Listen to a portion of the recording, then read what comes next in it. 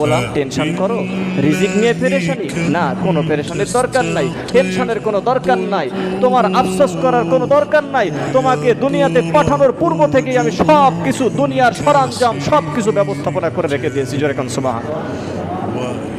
একটা মেহমান আসবে আপনার বাড়িতে, দামি একজন মেহমান। এই মেহমান আসার পূর্ব থেকে আপনার বাড়ির সকল দিক দিয়ে আপনি সাজানো গোছানো করতে থাকেন, সব কিছু আপনি সুন্দরভাবে সাজাইতে থাকেন, সব কিছুর ভিতরে স্বয়ং সম্পূর্ণতা আপনি নিয়ে আসতে থাকেন। এই কোনায় কোনো ময়লা থাকলে আপনি সেইটা পরিষ্কার করতেছেন, কোনো কিছু প্রয়োজন লাগলে আপনি দোকান থেকে বাজার থেকে ক্রয় করে নিয়ে এসে আপনার বাড়িতে রাখতেছেন।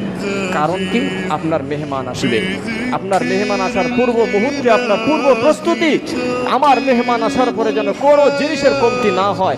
আল্লাহ সুবহানাহু ওয়া তাআলা ঘোষণা করেন, ও গোলাম, আমি তোমাকে দুনিয়াতে পাঠাইছি কেমন মেহমান হিসেবে তুমি জানো?